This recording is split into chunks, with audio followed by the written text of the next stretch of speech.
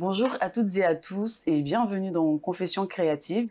Aujourd'hui, on va dans un autre univers de la création cinématographique, donc la distribution. Et nous avons comme invité Béranger Mediengwe qui va nous dire quel est son rôle dans ce secteur d'activité. Restez avec nous.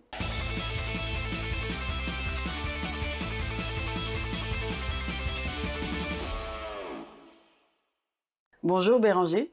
Bonjour Masram. Alors aujourd'hui, on va parler de distribution, on va parler cinéma, on va parler de réalisation que tu as déjà fait et tout. Mais avant ça, qui est Béranger de Continentais? Aïe, aïe, aïe, merci pour cette question, vraiment. Parce que tu nous viens du Cameroun. Ah oui, c'est vrai, Ouais. je tiens vraiment à te remercier aussi, à remercier toute l'équipe Ouais. pour cette émission Confession créative. Vraiment, merci. Le cadre est beau. Donc, je Merci. tiens vraiment à vous remercier, vraiment. Qui suis-je? Je suis Béranger Mediengwe. Parfois, je me définis selon Le contexte, selon le contexte. Parfois, promoteur culturel par moment. culturel, distributeur, réalisateur. Ouais. Voilà. Mais aujourd'hui, je vais porter la casquette de distributeur de films. Donc, voilà un peu, si je peux définir qui je suis. D'accord. Et comme je le disais tantôt, tu viens du Cameroun. Oui. Et là-bas, déjà, tu étais dans le métier. Mais comment est-ce que ça commence en termes de cursus et puis la créativité? À quel moment tout ça arrive? Très belle question, merci beaucoup. Okay. Quand j'ai eu mon bac au Cameroun, j'ai eu cette chance d'aller au Canada pour continuer mes études. D'accord. Arrivé au Canada, je suis arrivé au Canada pour faire mes études. J'allais faire les études de gestion. Arrivé là-bas, je me suis retrouvé dans l'électronique. Après aussi, en tant que jeune bachelier, parfois, on n'a pas vraiment d'orientation, on ne sait pas ce qu'on veut. J'ai vu une émission à la télé. J'ai vu un monsieur sur un bateau. C'était un réalisateur canadien. D'accord. Où il disait il a fait un film. C'était pas Titanic. Non. D'ailleurs, j'ai oublié le nom du réalisateur. Ok. Mais ce réalisateur canadien, dans le film, c'était un documentaire. Dans le documentaire, il dit qu'il a réalisé un film. Et que grâce à ce film, ça lui a permis de vivre pendant 5 ans. J'ai dit que, mais c'est quel métier ça? Moi, je savais pas ce que c'était le cinéma. Je dis, mais quelqu'un... Il a vu l'argent directement. Je dis, mais attends, s'il y a un métier où tu fais un film et tu peux vivre pendant 5 ans sans rien faire, mais c'est intéressant ça. Ouais. C'est comme ça que j'étais à Montréal. J'ai décidé de m'inscrire en département cinéma. Comme ça, du jour au lendemain. Et du coup, dans ta fac, il y avait ce département qui existait déjà? Non, pardon, je précise, je suis allé faire un cours. Il y avait un cours, une option. C'est-à-dire, c'est comme un cours, une optionnelle. C'était cinéma, c'était pas le département, c'était une option. D'accord. Je suis allé. Et après, bon, j'ai un peu été... comment je vais dire ça? Comment on va expliquer ça? Après ce parcours, bon, on va dire, je crois que peut-être c'était... de la dépression, hein. Je définis comme ça. Soit c'était le froid, il y avait trop de froid au Canada. Je sais pas comment. Bon, mes parents m'ont dit de rentrer. Après, ils ont dit, mon fils, vraiment, tu peux plus rentrer au Canada. Donc, il faut que tu restes au Cameroun avec nous. C'est comme ça qu'il y a une école de cinéma. Ils ont dit, bon, comme tu avais commencé dans le cinéma, on appelait ça le CFPA. Ils sont allés m'inscrire là-bas, où j'ai fait, c'était, la formation, c'est 2 ans après le bac. C'est 2 ans, et avec 1 année de formation au niveau de la chaîne nationale camerounaise. Donc, j'ai fait option réalisation avec diplôme d'assistant réalisateur, parce que dans une école, on ne sort pas réalisateur, on sort assistant réalisateur. Donc, c'est comme ça que je fais mes premiers pas au niveau du cinéma. C'est au CFPA. Après le CFPA, voulant continuer, parce que c'est là où j'ai compris ce que c'est que le cinéma vraiment. D'accord. J'arrive en France pour être réalisateur. J'arrive d'abord, je fais une école qu'on appelle ECAR. Oui, ECAR. Et oui, ECAR. Et du coup, si on comprend bien la chronologie, voilà. Tu vas au Canada pour des études en gestion. Oui, oui. Là-bas, tu trouves pas vraiment ta place. C'est ça. Et un jour, tu regardes un documentaire, il y a un réalisateur qui dit, voilà ce que j'ai fait. Et sur 5 ans, oui, oui. J'ai pas eu à travailler, mais j'avais déjà de l'argent. C'est ça. Et ça, tu t'as dit, mais tiens, ça m'intéresse. Ça m'intéresse. Ensuite, tu suis tes cours, mais tu vois toujours que tu n'as pas ta place. Mais l'option cinéma, quand même, on voit aussi une couche. Voilà, c'est ça. C'est ça. Et tu dis à tes parents qu'en fait, toi, le Canada, franchement, ça ne matche pas. Voilà, Les parents constatent qu'effectivement, ça ne matche pas. On oui, te oui, demande de revenir au Cameroun. c'est ça. Mais déjà, quand même, il y avait des prémices. Voilà, Il y a des trucs qui étaient là. Et voilà, du coup, tu décides de vraiment t'inscrire dans le milieu cinématographique, dans les études, pardon, cinématographiques, oui, oui, mais au Cameroun. au Cameroun. OK. Et là, tu obtiens un diplôme. Oui, le diplôme. Le diplôme, c'était un diplôme, ils appelaient ça DTS, D'accord. diplôme d'études supérieures. C'est Ok. comme un BTS, D'accord, OK. diplôme d'études supérieures. Bien. C'est Bac plus 2. Bac plus 2. Avec une année de stage à la chaîne nationale du D'accord. Cameroun qu'on appelle la CIATV. OK. Et là, t'es vraiment sûr que c'est ce que tu veux faire comme métier et tu décides de venir en France. Ou Oui, ça se passe comment après pour ça, venir en France? je veux continuer mes études aussi. OK. Parce que là, je ne suis pas dans une famille d'artistes, de réalisateurs. Ouais. Donc j'ai fait ces 2 années. Je me suis dit, bon, pour moi, j'ai déjà fait 2 ans. Mm. Je ne sais plus ce qu'on va m'apprendre. OK. Toujours dans la volonté d'apprendre, parce que je voulais toujours apprendre, acquérir des connaissances, mieux être plus performant. Ouais. C'est là où je décide, je dis, bon, il faut arriver sur Paris, en France, Ouais. pour apprendre le cinéma, parce que aussi le rêve aussi, c'était de faire des films qui vont sortir aux États-Unis, exactement comme ce Canadien partout dans le monde entier. Bien Je me sûr. suis dit, il fallait voyager, arriver sur Paris. Donc c'est D'accord. comme ça que j'arrive sur Paris. Et je m'inscris à une école, école de cinéma qu'on appelle ECAR. Qui est très bien d'ailleurs. Voilà, où je fais une année. 2 ans, c'était 2 ans. Voilà, je fais 2 ans. J'obtiens un autre diplôme aussi. Diplôme en réalisation? En réalisation, toujours. En Okay. réalisation. Okay. Lors de mon stage avec, au niveau d'énergie, okay. Voilà, j'ai fait des stages aussi. Non, mais avant qu'on en arrive là, tu finis du coup à EICAR. Oui. Et à quel moment tu vas à la Sorbonne? La Sorbonne, ça arrive. C'est encore très loin devant. D'accord. Okay. Oui, la Sorbonne, c'est un peu très loin devant. Parce qu'avant la Sorbonne, j'ai encore fait d'autres choses. D'accord. Donc, je vous dis comment j'arrive au niveau de la Sorbonne. C'est un peu très loin. Donc, du coup, EICAR, énergie. Je vais à énergie. Là-bas, il y a ce qu'on appelle la réalisation cinéma et la réalisation TV. Oui.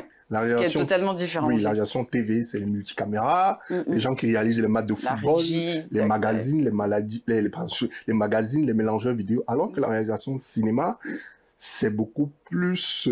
on réalise avec un scénario. Il faut une histoire. C'est différent. La réalisation TV, c'est beaucoup plus multicaméra. La réalisation cinéma, parfois, c'est beaucoup plus monocaméra. Donc, du coup, je vais à énergie. Arrivé à énergie, j'arrive à énergie, je me dis, mais est-ce que c'est vraiment la réalisation que je vais faire? C'est là où je découvre le métier aussi de producteur aussi. Donc, je découvre le métier de producteur. J'observe, je me dis, ah, producteur, c'est aussi bien, parce que producteur aussi, on est aussi manager. Après avoir fait, j'avais fait 1 an, j'ai fait 1 an à énergie. Après avoir fait 1 an à énergie, je reviens, bon, on n'a plus validé mon contrat. C'est comme ça que je décide. Tu finis aussi ton diplôme à EICAR? À EICAR, voilà.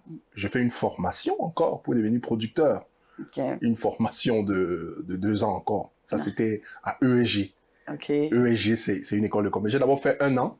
C'était management des entreprises. Et la 2e année, j'ai fait management de la production audiovisuelle. Option télévision. C'est-à-dire... Pas cinéma. Oui, voilà, j'ai pris toujours télévision. Parce que l'objectif, pour moi, c'était... Bon, à l'époque aussi, on était dans l'émergence de nouvelles chaînes de télévision. Je me disais quand même, avec ce diplôme en tant que manager, je pouvais facilement aussi travailler dans les chaînes de télévision, tout ça. Donc... Et lorsque j'obtiens le diplôme, même les stages, c'était pas facile. C'est là où j'ai dit que waouh. Je me dis, mais attends. Avec quand même mon parcours, j'étais sûr que plus tard, je vais travailler ma TF1, partout, tout ça, parce que j'avais quand même un parcours technique et management. Et même artistique. Je disais qu'avec ça, quand même, tout devait rouler. Mais c'était plus le contraire même. Je me disais, mais jusqu'aujourd'hui, j'ai pas toujours compris le pourquoi. Donc du coup, c'est là où je me dis, mais il y a le cinéma.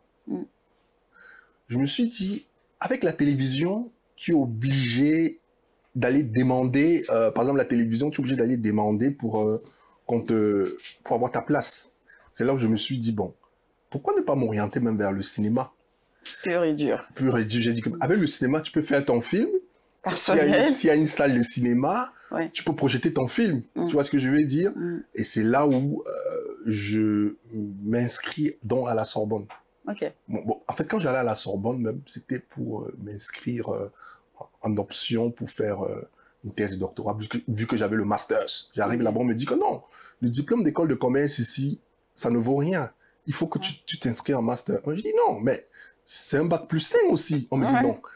C'est là où je dis, mais écoutez, c'est là où je fais le master. Je me forme en quoi à la Sorbonne? Ouais. Je travaille sur la distribution des films nollywoodiens, dont les films nigériens en France. Ouais. Pourtant, c'est assez paradoxal. Très souvent, quand on entend Sorbonne, on voit politique, droit, histoire. Mais pourtant, il y a de la formation aussi artistique, notamment cinématographique. Oui, oui. La Sorbonne, c'est vraiment un univers très vaste. C'est très, très vaste. C'est très vaste. Ouais. Et il y a plusieurs antennes. Il y a Sorbonne Assas, Sorbonne Paris 3. C'est un vaste, c'est vraiment très vaste. Donc, du coup, moi, je me suis orienté. C'était Sorbonne Nouvelle Paris 3. D'accord. Donc, j'ai fait option cinéma où je sors nanti d'un diplôme de distributeur, hein, où mon master portait sur la distribution des films hollywoodiens en France. C'est-à-dire que nigérians, si on veut dire comme ça. Parce qu'à l'époque, Nollywood était vraiment en pleine explosion. Donc, mon constat était de me rendre compte que malgré l'explosion des films nigériens dans le monde, les films nigériens ne sortaient pas en salle en France. C'est là où je me suis dit, mais si les films nigériens ne sortent pas en salle en France, mais est-ce que les films africains, parce que j'ai analysé... C'est qu'il y a un problème. Voilà, j'ai déjà l'une des plus grandes industries cinématographiques en Afrique qui cartonne, mais en France, on n'arrive pas à voir les films. C'est qu'il y a un problème. Il y a un problème. C'est là où j'ai dit, mais vu que les films nigériens ne sortent pas, mais essayons un peu d'observer les films africains aussi. C'est là où j'observe, je vois la partie, j'observe. Ok, globalement, les films africains du coup. Oui. Vu que les films nigériens ne sortent pas, j'ai dit, bon, observons aussi les films africains. Est-ce que c'est le cas pour les films africains? Donc, j'ai défini ma période d'analyse, c'était de 2006 à 2015, sur une décennie. Ah ouais. Donc, j'ai analysé les films qui sortaient en salle. Donc, j'ai essayé de voir quel type de film. J'ai constaté que les films qui sortaient en salle, c'était des films, comment je vais dire, c'était des films qui traitaient d'une double culture. Exactement. C'est-à-dire que des films où il y avait une culture africaine et occidentale. C'était la variété des films. Ou soit la production vient vraiment d'ici. Voilà, soit déjà la production vient d'ici, soit le réalisateur est déjà français. Ouais. Et il y a une double culture. Et il y a une double culture. Le film traite d'une double culture aussi. Donc du coup, j'ai essayé de voir l'ensemble de ces films et j'ai constaté que pour un jeune auteur en Afrique qui a tourné son film seul pour que ça sorte en France, c'est quasiment impossible. Parce que sur les films que j'ai analysés sur une décennie, peut-être qu'il n'y avait qu'un seul film. Et même ce film, c'est un réalisateur qui, avec une double nationalité. Donc, du coup, pour un réalisateur qui est en Afrique, qui veut faire sortir son film en France, c'est très difficile. Parce qu'en Afrique, parfois, en Europe, les gens disent, vous voyez souvent certains réalisateurs, ils disent qu'ils sont des réalisateurs indépendants. Un réalisateur indépendant, c'est un réalisateur qui tourne ses films avec des subventions. Alors qu'en Afrique, les véritables réalisateurs indépendants, ce sont des réalisateurs qui tournent des films avec leurs propres moyens. Parce qu'on trouve des réalisateurs africains, ils disent qu'ils sont des réalisateurs indépendants, mais ils ont quand même l'aide du ministère de leur pays, l'aide occidentale. Tu n'es plus réalisateur indépendant. Dans le contexte africain, le réalisateur indépendant, c'est le réalisateur-là qui autoproduit son film sans aide. Sans aide, ouais. Du coup, moi, personnellement, j'ai décidé de me focaliser sur ce type de réalisateur. Voilà, parce qu'il y a des réalisateurs, déjà la production est ici. Quand la production est là, le producteur déjà ici a une structure de production. Il y a une chaîne, il y a sa société de distribution, tout ça. Et aussi la thématique n'est pas la même. La thématique traitée n'est pas la même. Il y a beaucoup de choses derrière. Alors que le jeune réalisateur qui est en Afrique, qui n'a pas tout ça, ne peut pas faire sortir son film. Donc c'est plus avec eux que je travaille. D'accord. Donc bon, quand je dis travail, c'est pour le futur. Parce qu'on va parler de la structure que j'ai lancée. Je me suis un peu déporté. Donc, du coup, voilà. Et tu signes à la Sorbonne. Je finis à la Sorbonne, effectivement. Un autre diplôme. Parce que quand tu vas là-bas, c'est dans le sens de dire, OK, je vais être réalisateur, Mais comme ça me permettra de réaliser les films que je veux Oui. et de pouvoir les projeter en salle. Voilà, c'est ça. Et du coup, quand tu as ton diplôme, tu réalises ton premier film vraiment ou comment ça se passe? Oui, dès que j'ai le diplôme, je me dis ici, c'était un défi personnel aussi. Je me dis, mais ayant fait tout ça, mais voilà, il y a un aspect très important. Ok, dis-nous tout. Après mon diplôme, je vais au Nigeria. Puisque je travaillais sur Nollywood. Oui. Je débarque à Nollywood, je vois les Nigérians. Je cause avec les gars. Je leur dis non, moi j'aimerais vraiment, justement parce que la problématique de mon master, c'était la sortie des films nigériens en France. J'arrive, je vois les Nigériens, je dis non, je vais travailler avec vous. J'aimerais que les films nigériens sortent en France. Ils me regardent, ils me disent, mais concrètement, donc, en fait, c'est quand j'arrive au Nigeria, ils me disent, mais tu as déjà fait sortir quand même un film, tu fais quoi? On ne comprend pas ce que tu dis là. Ils sont dans du concret. Ils sont dans du concret. Tu dis, tu veux, tu vas, quoi? Quel est le nom de ta structure même? Qu'est-ce que tu as déjà fait? Qu'est-ce que tu as déjà fait? Qu'on a vu. Qu'on a vu. C'est là où je dis, ça, vraiment, c'est une question piège. C'est là où j'ai décidé de venir en France, lancer ma structure, viens regarder tes films en salle du cinéma. D'accord. Mais en ce moment, tu n'as toujours pas encore réalisé ton film à toi. J'ai pas encore réalisé le film. Justement, j'ai pas encore réalisé le film. Et c'est là où, quand j'arrive en France aussi, je me dis, il faut aussi que je réalise un film. Je suis arrivé au Nigeria, je dis, il faut aussi que je réalise un film. Parce que tu as vu aussi comment ça fonctionnait. J'ai aussi vu comment ça fonctionnait. Et le film que je devais réaliser, ça devait se tourner au Nigeria. Ça devait être un concept, ça devait se tourner au Nigeria, mais après, avec le réalisateur nigérien, à la base, je devais être producteur même, il devait être réalisateur. Et même la production du film, c'était toujours pour avoir un pied au Nigeria et pour être dans du concret. Que sais-tu faire? Parce qu'au Nigeria, tu vas dire que tu es réalisateur. Dans le domaine artistique, je n'avais pas encore fait mes preuves concrètement. C'était beaucoup plus des formations. Là-bas, au Nigeria, ça ne veut rien dire. Diplôme. Voilà. Et on est dans un domaine où c'est pas le diplôme, il faut du concret. Si tu es réalisateur, tu as fait le film, tu as réalisé quoi? Tu ça, tac.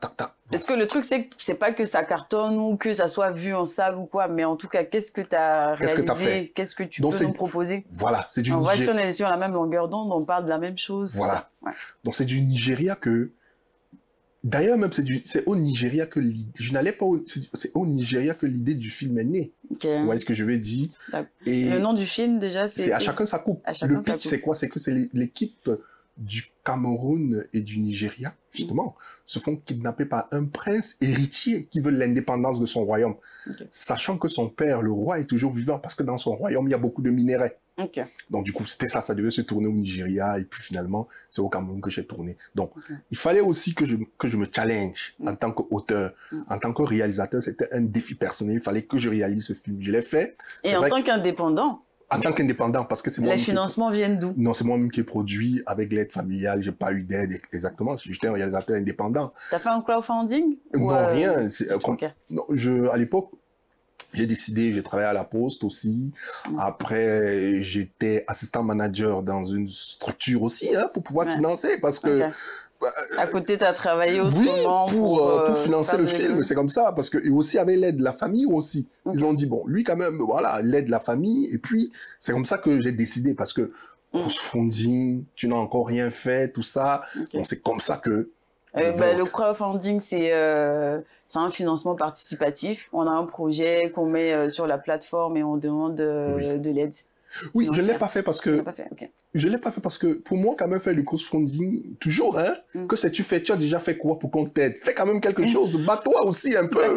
C'est vrai que j'avais fait des courts-métrages, mais là, pour moi, je me disais, voilà, là maintenant, peut-être, j'ai envie de faire le 2. Peut-être plus tard, je pourrais lancer le crowdfunding. Donc le 2 même déjà écrit, ça devait tout tourner en Côte d'Ivoire. En fait, même, c'était un concept. À chacun sa coupe, c'est un concept. C'est un vaste concept.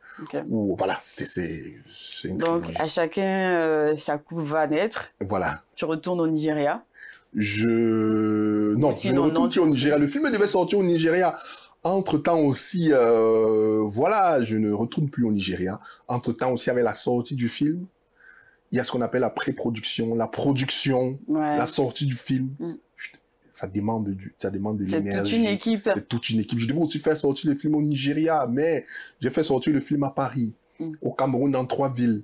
Donc, tout ça, ça demande toute une... Il fallait produire le film, il fallait écrire. Et vous-même, quand vous entendez le pitch, il y a un côté politique, il y a un côté sportif. Donc, tout ça... C'est un univers qui est très, très vaste. Voilà. Donc, et le film sort. Le film sort. Ça fait son petit bout de chemin. Ça fait son petit bout de chemin. Et même toi, en tant que réalisateur, finalement, tu te dis, oui, là, c'est bon. Oui, il y a la confirmation. Je peux aussi dire que je suis réalisateur. Je suis réalisateur. Même si j'avais fait des courts-métrages. Oui, exactement. Même si tu avais déjà fait des courts-métrages. Oui. Et même si ça t'a pas donné beaucoup d'argent comme le réalisateur qui t'a motivé.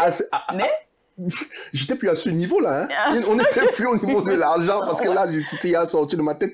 J'avais déjà pris goût au métier, justement, où je n'étais plus au niveau où je devais faire le cinéma pour avoir de l'argent.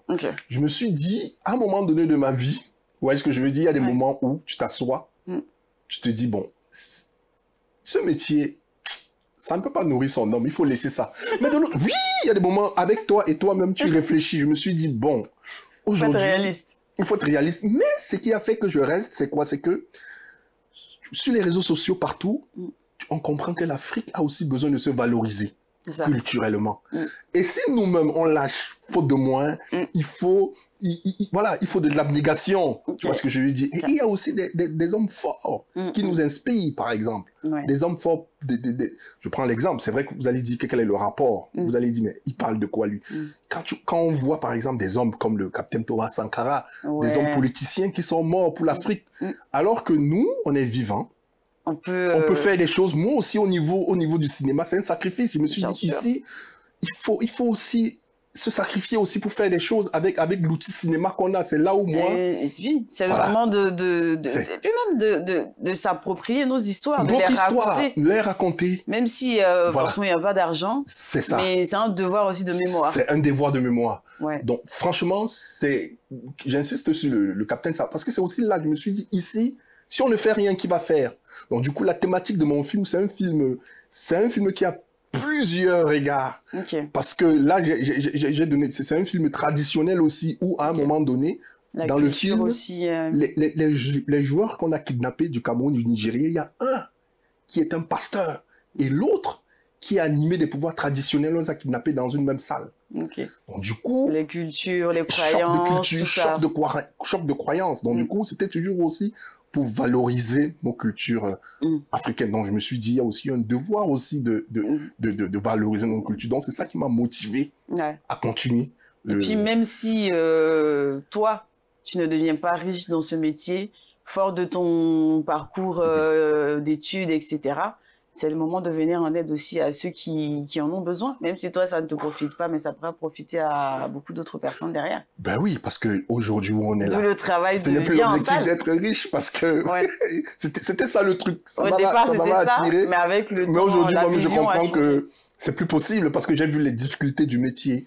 Les auteurs, les artistes n'ont pas de statut. C'est-à-dire qu'ils n'ont qu'un statut. C'est-à-dire que tu comprends la problématique. C'est-à-dire qu'un réalisateur en Afrique, et au Canada, c'est pas la même chose. Donc, tu comprends la problématique, tu vois comment c'est compliqué, mais tu te dis, si on laisse... Il y a de l'espoir quand même. Il faut garder de l'espoir aussi, parce que, je prends l'exemple du football. Excusez-moi, c'est vrai qu'on va dire le continent. Dans les années 90, quand les Mille Roger, il y a eu des grands joueurs camerounais qui sont allés presque en demi-finale ou en quart de finale de la Coupe du Monde. Mais ils n'avaient aucun salaire. Mais aujourd'hui, on voit les Didier Drogba, les Eto'o qui signent des gros contrats. Donc, ces précurseurs, c'est eux qui ont créé la voie. Donc, nous aussi, il faut aussi créer la voie pour que plus tard, parce que le cinéma, c'est une industrie. Est-ce que vous savez que justement, ça fait partie des industries culturelles?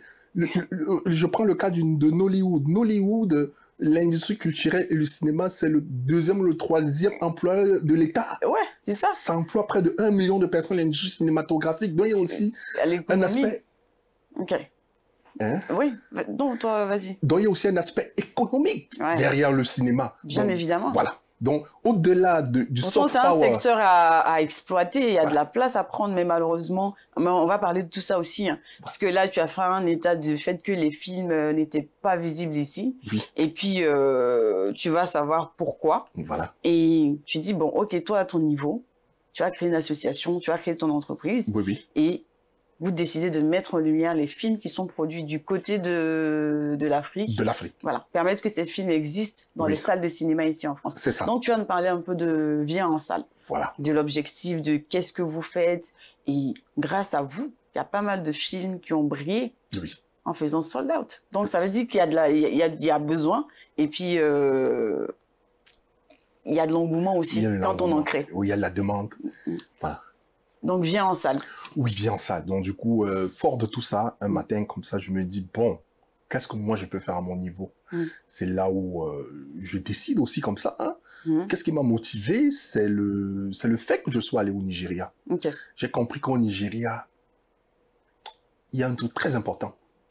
Faisons ce qu'on a avec les moyens qu'on a. C'est ça. On commence. En faisant, on va s'améliorer. Parce que même Nollywood, je sais pas, à l'époque, lorsqu'on voyait des films nollywoodiens, ouais, c'était pas comme ça. Je t'assure, c'est-à-dire que mes amis camerounais, africains, francophones beaucoup plus, je précise, on se moquait d'eux, on dit, mais qu'est-ce qu'ils tournent comme ça? On riait. Mais à force de forger, on devient forgeron. Vous voyez ce que je veux dire? Donc, du coup, je suis arrivé là-bas, j'ai dit, écoutez, tous ces diplômes-là, je mets ça de côté. C'est-à-dire que je fonctionne à l'époque. Il faut quoi? C'est-à-dire que je suis venu avec notre paradigme. C'est-à-dire que j'ai dit, bon, je vais sortir les films en salle. Qu'est-ce qu'il faut? Parce que je ne suis pas venu avec un paradigme. Parce que si je venais avec un paradigme, ce que j'ai appris à l'école, il faut faire le business plan, il faut aller à la banque. C'est qu'aujourd'hui, je devais toujours être au stade de projet. Je suis allé avec un autre paradigme. Et c'est comme ça que je dis, qu'est-ce que moi, à mon niveau, je peux faire? C'est là où je lance la structure. Viens regarder tes films en salle de cinéma. Déjà, le titre, quelqu'un me dit, mais attends, toi-même aussi, comment tu peux lancer ta structure? Viens regarder tes films en salle de cinéma. C'est quoi ça? Un nom. C'est le nom de la structure. Viens regarder tes films en salle de cinéma. J'ai dit, laissez-moi faire mes trucs. Viens regarder tes films en salle de cinéma. Comme ça, quand quelqu'un me demande, tu fais quoi? Je dis, non. Le nom de ma structure, c'est viens regarder tes films en salle de cinéma. Avec ça, au moins, rapidement, tu comprends de quoi il s'agit. Tu sais de quoi il s'agit. Tu comprends viens en salle, voilà, viens regarder les films. Viens regarder tes films en salle de cinéma. Donc, c'est comme ça que je lance ça. Et même en lançant ça, sans vous mentir, je n'avais pas vraiment de salle de cinéma. Je ne savais même pas où je partais. C'est la passion, le Nigeria. Donc, du coup, tu lances une structure, tu n'as pas de salle. Donc, à l'époque, qu'est-ce que moi je faisais? Quand j'ai lancé ça, je prenais le film, je prends pardon, le film de quelqu'un, je loue une salle. À mes propres frais, c'est-à-dire que je loue la salle de cinéma et je prends ton film.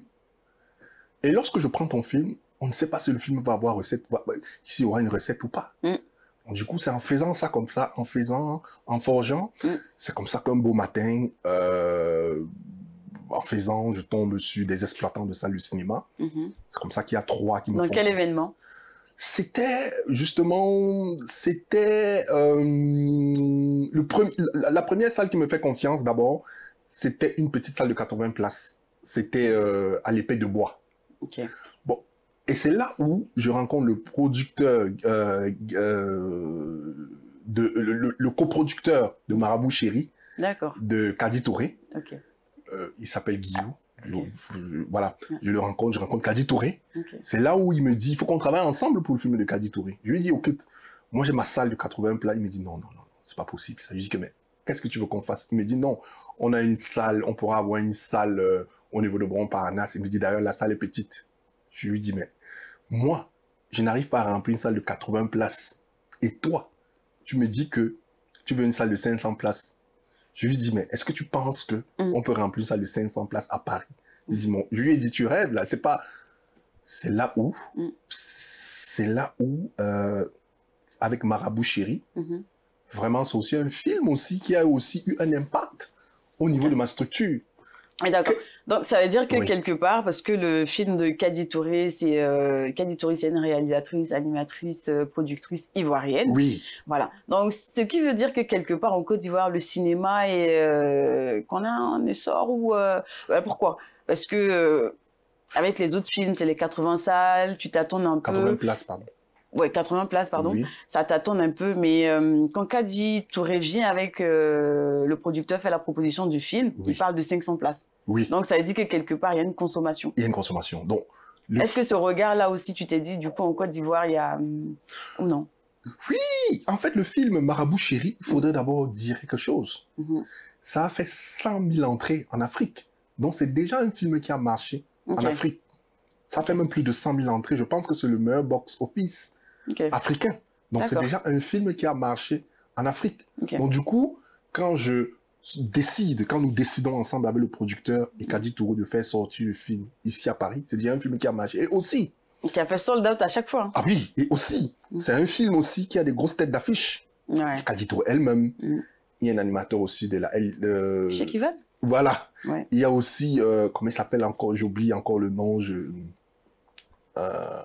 celui qui joue souvent avec Go, là, j'oublie. Boyeri. Boyeri aussi qui a joué dedans. Il y a beaucoup de têtes d'affiche. D'accord. Qui ont partagé le film. Et il y a aussi des grandes influenceuses aussi qui nous ont aidés au niveau de la communication. Côte Amonchik, elle était même à la projection. Emmanuel Keta, comment il s'appelle? Donc, ce qui veut dire qu'au-delà de la création, au-delà de faire des films, il faut joindre aussi d'autres moyens de communication. Il faut aussi la communication, c'est ça le cœur du truc. C'est-à-dire que il faudrait que l'œuvre cinématographique rencontre son public. Et c'est ça le plus difficile. Le problème, ce n'est pas seulement de promouvoir. Il faudrait que l'œuvre cinématographique rencontre son public. D'accord. Et pour ça, s'il y a des agents de communication, je pense que le public de France viendra vraiment regarder le film en salle du cinéma. Oui, parce que effectivement, après Kadi Touré, il y a eu Guy Kalou qui a fait sold out aussi sur 3 dates. Sur 3 dates, oui. Il y a eu Sabrina Onana, jeune réalisatrice, Je suis noire, je suis belle. Sold out aussi sur pas mal de dates. Il y a eu 7 projets, plusieurs dates, oui. Donc, ce qui veut dire que quand même, bien en salle, ça fonctionne. Ça fonctionne. Il y a de la... Ça veut dire si on crée des conditions, les gens seront là pour soutenir. Les gens seront là, je confirme. Parce qu'il faut comprendre que venir en salle, quand on achète des tickets, ça permet aussi derrière de financer les films. Oui. Ou vient en salle, ne travaille pas dans ce sens-là. C'est ça, parce que lorsque vous payez un ticket, il y a une partie d'argent qui revient au producteur. Exactement. Je prends par exemple Black Panther. Black Panther, le réalisateur a dépensé 250 millions, la production a dépensé 250 millions de dollars. Et ils ont eu des bénéfices de plus d'1 milliard. C'est ça. Donc, il y a l'argent aussi qui revient à l'équipe. Et c'est aussi comme ça que, je vous assure, c'est quoi le cinéma? Le cinéma, c'est l'art de l'art. Qu'est-ce que je définis par l'art de l'art? Dans le cinéma, il y a des costumiers. Il y a des maquilleuses. Des chefs. Il y a tous les corps de métier dans le cinéma. Des cuisiniers, stylistes... Il y a aussi de la musique, de film, caméraman. Et tout ça, c'est des familles. Par exemple, pour la production d'un film, quand on voit le synthé, le générique, à la fin, les gens ne regardent pas. Parfois, en fonction des films, ça peut varier entre 100 et 1000 personnes. Et tout ça, c'est des familles. C'est des familles. Un film, c'est une entreprise. Donc, du coup, si les gens payent leur ticket pour venir en salle, pas uniquement regarder sur YouTube, c'est aussi l'industrie qui tourne. C'est aussi le financement de la production africaine. Où est-ce que j'en ai? Donc, du coup, quand vient en salle, l'objectif à la base de vient en salle, c'était que quand un film sort en Afrique, on prend le film, on fait une tournée dans toute l'Europe, de telle manière que ça peut donner, comme par exemple les artistes qui font de la musique, on fasse vraiment une tournée partout en Europe, de telle manière qu'à la sortie, à la fin, le réalisateur peut rentrer avec une somme d'argent qui lui permet de financer un autre film aussi. Et aussi de faire vivre aussi sa famille en Afrique. Donc, c'était ça le concept de base. Nous sommes en train de grandir. Il y a un autre film qui va arriver là. Pour l'instant, on est que sur Paris. Mais plus tard, on aimerait vraiment se déployer dans toute la France. De telle manière que quand un réalisateur produit un film, un producteur, généralement les réalisateurs, c'est eux-mêmes les producteurs. Quand le film arrive ici, au niveau de la France, quand il nous contacte, on peut voyager avec le film. Et avec les recettes du film, il peut aussi vivre décemment et aussi essayer de financer un autre film. Ok. Et on sait que toi, tu es dans cette démarche, tu es engagé pour l'existence des films africains en salle de cinéma du côté de la France et un peu partout aussi dans l'Europe. Ça va venir. Et tu as créé aussi un award pour la récompense des cinéastes. Oui. En fait... Qui est en pause. C'est en pause. En fait, lorsque je lance, je viens regarder tes films en salle de cinéma, ça a 3 volets. Il y a le volet atelier, la compétition cinématographique. Est-ce que vous faites de la formation aussi? Il y avait la formation, avec l'équipe. Oui, il y avait Made in Black, et il y avait la promotion des films chaque mois en salle de cinéma. Mais à un moment donné, c'était très lourd. On a fait 2 promotions. Il y avait des promotions d'Haïti, de Côte d'Ivoire, du Cameroun, du Gabon, du Bénin, partout en Afrique. Et à la fin, il y avait un festival, c'est-à-dire qu'on formait des gens au métier du cinéma. scénario, réalisation, cadrage, tout. Et à la fin, chacun dans son pays devait réaliser un film. D'accord. Dès qu'il réalise le film, lors du festival Made in Black, on projette le film et on récompense le meilleur. Okay. Donc, du coup, nous, pourquoi on a arrêté cela? Parce que ça demandait beaucoup. Ça demandait du temps parce qu'il fallait promouvoir le film, faire la promotion des films chaque mois, former, préparer le festival. Mais il y avait aussi un autre problème aussi, c'est que les jeunes réalisateurs qui faisaient leur film en Afrique, parfois ils n'avaient pas les moyens de produire leur film. Parce que même aussi les politiques là-bas n'accompagnent pas tout le temps aussi. Et du coup, le festival Made in Black était dépendant de la formation. Donc parfois, si on programme le festival et que les réalisateurs n'ont pas pu tourner les films, parfois aussi, il y avait des réalisateurs qui faisaient aussi des films comme ça pour compétir. Donc artistiquement, le scénario, c'était un très bon scénario. Mais lorsque tu vois le film, c'est pas ça. Donc du coup, mais par contre, il y a des récipiendaires de ces différentes formations qui essayent de faire leur chemin au niveau de l'Afrique. Donc c'était un concept que nous avons mis sur pied pour pouvoir promouvoir le cinéma dans toutes ces formes. Et aujourd'hui, quel est ton sentiment par rapport au cinéma africain, camerounais, ivoirien, sénégalais, et puis tout ce qui, il y a des pépites, hein, il y a des choses qui se passent en ce moment. Quel est ton regard, ton ressenti par rapport à tout ça? Mon ressenti, c'est qu'à l'époque, parce que moi j'ai commencé le cinéma il y a de cela plusieurs années. À l'époque, lorsqu'on tournait les films, il y avait la caméra qu'on utilisait, c'était l'analogique. C'était la caméra, on appelait le 35 mm. Donc, aujourd'hui, à l'ère du numérique, franchement, il y a des jeunes réalisateurs talentueux qui font de très bons films. Et ce qui leur manque, c'est effectivement de promouvoir leurs films et qu'eux aussi, ils puissent vivre décemment leur film. Le problème aujourd'hui, ce n'est plus de produire le film. C'est vrai qu'aujourd'hui, les gens m'ont dit, parfois j'entends les films de qualité. Tout ça, c'est chacun qui définit sa qualité. Tu es en train de manger ton tchèp avec tes mains. Quelqu'un te dit, il faut la qualité. Nos ancêtres, c'est comme ça qu'ils vivaient. Donc du coup, la qualité, c'est nous-mêmes qui définissons notre qualité. C'est-à-dire que, le plus important, il faudrait qu'on valorise notre culture à l'image. Donc du coup, pour chuter, c'est que il faudrait que nous, en tant qu'Africains, on prenne cette habitude aussi de se déplacer, venir en salle de cinéma, regarder un film. Pourquoi? Parce que c'est un outil de soft power, c'est un lieu de convivialité. Parce qu'en France, par exemple, lorsque tu vas voir un film, c'est un moment de rencontre. Il y a beaucoup de gens qui font le métier métro, boulot, dodo. C'est un moment convivial aussi de rencontrer les gens. On fait des rencontres. Et aussi, avec le ticket que tu payes, la production du film, ça permet au producteur aussi de subvenir à ses besoins et aussi de produire un autre film. Donc du coup, voilà un peu. En tout cas, c'était un grand plaisir de te recevoir aujourd'hui, de partager avec nous tout ce que tu fais avec ta structure Viens en salle. Et comment est-ce qu'on fait pour contacter? Donne tes réseaux et comme ça, les gens vont s'abonner, ils verront tout ce qui arrive en termes de projection. Et puis, nous, on te dit un grand merci d'avoir accepté notre invitation. Merci. Et au plaisir de te retrouver ici, hein, en studio, pour nous parler peut-être d'un film que tu as réalisé ou d'autres projets. Oui. Donc, du coup, nos réseaux, c'est Viens en salle sur Instagram, Viens en salle sur Facebook et aussi Viens regarder tes films en salle de cinéma sur Facebook. Mais c'est Viens en salle. On tape Viens en salle même sur TikTok, Facebook, Instagram. Et aussi, hein, le 8 mars, nous avons un autre film. Nous allons produire, nous allons faire sortir nos films. Un autre film, hein, c'est un film que nous allons sortir à 19 h. Et aussi le 26 avril, il y a encore une autre projection, une autre sortie de À chacun sa coupe, toujours au cinéma. Au cinéma, c'est André Desarts.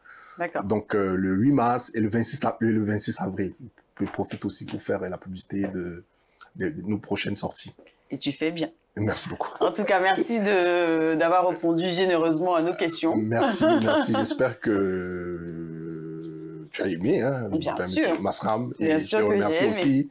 Et je remercie aussi toute l'équipe. Voilà, j'espère que les téléspectateurs aussi seront aussi contents aussi. Hein. Exactement. Voilà. Et en tout cas, à vous, nos téléspectateurs, spectateurs, merci d'avoir regardé cet élément. On se donne rendez-vous pour un autre encore, avec un autre invité qui va nous plonger dans un autre univers. Bisous. Et surtout, n'oubliez pas de vous abonner à nos pages, de commenter, de partager et surtout de taguer vos amis.